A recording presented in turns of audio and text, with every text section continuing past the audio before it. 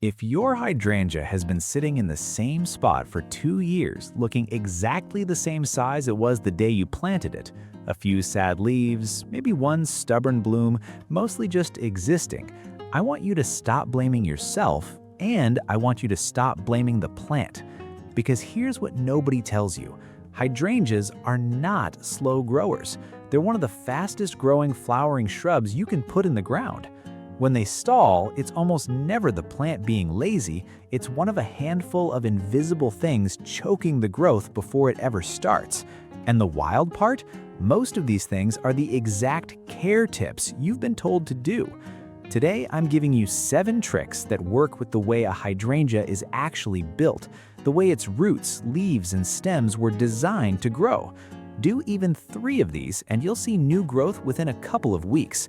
Do all 7 and you'll get the kind of fast, full, dense green flush that makes your neighbors ask what you're feeding it. And trick number 4? Trick number 4 is the one that sounds completely wrong until you understand why it works. So don't skip ahead. Let's get into it. Trick number 1. Cool the roots and the whole plant speeds up. Here's the first thing you need to understand about your hydrangea. It grows from the roots up, and its roots hate being hot. Hydrangea roots sit shallow, most of them in the top few inches of soil. That's exactly the zone that bakes in the afternoon sun. And when those roots get hot, the plant does something sneaky. It stops growing and goes into self-protection mode, pulling water up just to survive instead of pushing it up to build new leaves and stems. You don't see it wilt, you just see it do nothing for weeks. So your first move is to cool that root zone down.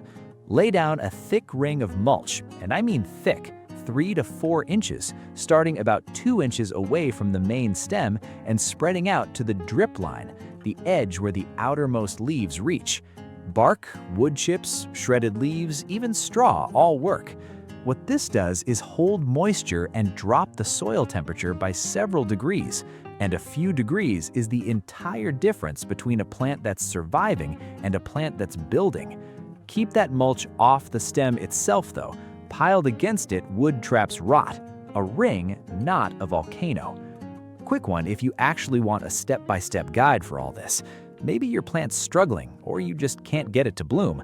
I put every fix into one cheat sheet. You get everything in my Plant Fix and Bloom cheat sheet. It's the first link in the description. Let's continue. Trick number 2, water deep and lazy, not little and often. Now, watering, this is where I lose people because it's the opposite of what feels caring. Most folks give their hydrangea a little splash every single day. Feels loving, it's actually training the plant to stay weak. When water only ever touches the top inch of soil, the roots have no reason to go searching. They stay shallow, the plant stays small, and the first hot day it panics. What you want instead is a deep, slow soak 2 or 3 times a week. Put the hose at the base, turn it to a trickle, and let it run for several minutes until the water has sunk down deep into the soil. Then walk away and let the top dry out before you go again. That dry then deep rhythm sends a signal straight to the roots. Water is down here, go get it. And so they dive. Deeper roots mean a bigger engine, and a bigger engine means faster top growth. The plant you can see is only ever as big as the plant you can't. Trick number 3, pinch the tips early to double your stems. This one feels destructive, and it's one of the fastest accelerators there is. When new growth is coming in during spring and early summer, those soft green shoots reaching up, find the very tip of a healthy stem and pinch it off with your fingers, just the top set of leaves. I know, it feels backwards to remove growth when you're trying to get growth. But here's what's happening. A hydrangea stem mostly pushes upward from a single growing point at the tip. Pinch that tip out and you break what's called apical dominance, and the plant responds by waking up 2 side buds lower down. So one stem becomes 2. Do this across the plant early in the season, and instead of a few tall, lonely stems, you get a dense, branching bush filling out fast and wide. More stems means more leaves means more energy collected, and more energy means the whole thing snowballs. Just don't pinch once flower buds have set for the season, or you'll trade speed for blooms. Trick number 4, feed it the thing in your kitchen bin. Okay, this is the one. This is the trick that sounds completely made up until it isn't. Your hydrangea's fastest growth comes from 2 things working together: nitrogen to build green leaves and stems, and potassium to build strong roots underneath. And 2 of the richest, mildest sources of exactly that are sitting in your kitchen right now, on their way to the bin: banana peels and leftover black coffee. Here's the move.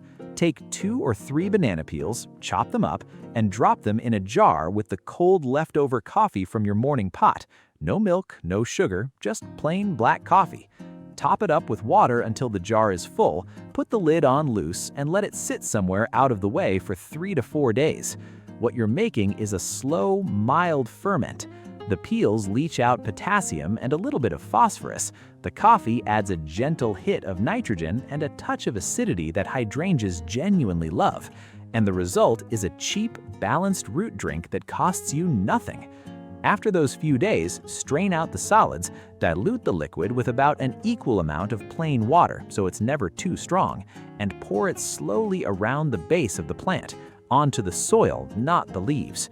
Do this once every couple of weeks through the growing season. The banana peels you strained out, bury those shallow in the mulch and let them break down too. Nothing wasted. The reason this works so well isn't magic, it's that it's gentle and consistent. Most people kill growth speed by hitting their plant with one big harsh blast of synthetic feed that shocks the roots. This is the opposite. A steady, mild, living feed the plant can actually take up and use right away. That's the secret nobody mentions. Slow and steady doesn't just win the race. With hydrangeas, slow and steady is the fast lane. Trick 5. Spray the underside of the leaves at dawn. Here's a trick borrowed straight from professional growers, and almost no home gardener does it. We always think of feeding through the roots, but a leaf can drink too, and it drinks fast. The underside of a hydrangea leaf is covered in tiny pores, and those pores are the express lanes straight into the plant's system, far quicker than waiting for nutrients to travel all the way up from the soil. So once a week, early in the morning while it's still cool, mix a very weak, very diluted liquid feed, a quarter of the strength you'd ever use on the roots, weaker than you think, into a spray bottle and mist the undersides of the leaves until they're just lightly coated. Why morning and why cool? Because those leaf pores are wide open in the cool of the day and they slam shut in the heat. Spray at noon and it just evaporates and can scorch the leaf. Spray at dawn and the plant drinks it straight down. You'll often see a visible deepening of green within a few days. It's the fastest way to push a tired plant back into active growth that exists. Trick 6. Fix the magnesium, fix the green. If your hydrangea's leaves are looking pale or yellowing between the veins while the veins themselves stay green, your plant is quietly starving, and it's a starvation that slows everything down. That pattern almost always points to a magnesium shortage. And magnesium matters more than people realize because it sits right at the center of chlorophyll, the green pigment the whole plant uses to turn sunlight into food. Low magnesium means weak chlorophyll. Weak chlorophyll means the plant can't make energy efficiently, and a plant that can't make energy can't grow fast, no matter how much you feed it. The fix is cheap and quick. Dissolve about a tablespoon of Epsom salt, plain magnesium sulfate, the kind people soak sore muscles in, into a few liters of water and water it in around the base once a month during the growing season. Within a couple of weeks, you'll usually see those pale leaves green up and firm up. Greener leaves are more solar panels switched on, and more panels switched on is more fuel for fast growth. Don't overdo it though. Once a month is plenty. More isn't better here, it just builds up in the soil. Trick 7. Give it the right light and shelter it from wind. The last trick costs you nothing but a little observation, and it might be the most powerful of all, because no feed on Earth can fix a plant in the wrong spot. The sweet spot for almost every hydrangea is gentle morning sun and protection from the harsh afternoon. Morning light is soft and cool, and the plant photosynthesizes happily through it. Afternoon light in midsummer is brutal. It scorches leaves, overheats those shallow roots we talked about, and forces the plant straight back into survival mode. So if yours is baking in full afternoon sun and sulking, that alone could be the whole problem. If it's in a pot, that's an easy fix, just move it. If it's in the ground, even a bit of afternoon shade from a fence or a taller plant nearby makes a real difference. And watch the wind. Hydrangeas have big, broad leaves, and constant wind dries them out and rocks the shallow roots loose so they can never settle and grow. A spot tucked beside a wall, a fence, or other planting gives the plant the calm, stable, sheltered microclimate it needs to stop defending itself and start growing. Get the light right and the wind blocked, and every other trick on this list suddenly works twice as hard.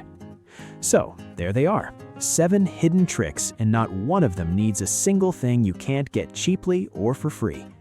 Cool the roots with deep mulch, water deep and lazy, pinch the tips to double your stems, feed it that banana and coffee root drink, spray the undersides of the leaves at dawn, fix the magnesium with a little Epsom salt, and give it morning sun out of the wind. You don't have to do all 7 this week. Pick the 2 or 3 that match what your plant is telling you right now. Start there and watch what happens over the next couple of weeks. Hydrangeas reward you fast when you finally stop fighting how they're built. Now I want to hear from you. Drop a comment and tell me which trick you're trying first. And if it's the banana and coffee one, come back in 2 weeks and tell me what happened, because I promise you're going to be surprised. If this helped you see your hydrangea a little differently, do me a quick favor and hit subscribe, because here on Mintroot, the whole idea is simple. Revive it, then make it bloom. We've got a full series coming on getting those blooms bigger, bluer, and lasting longer, and you won't want to miss it. Thanks for watching. Now, go give your hydrangea a fresh start. I'll see you in the next one.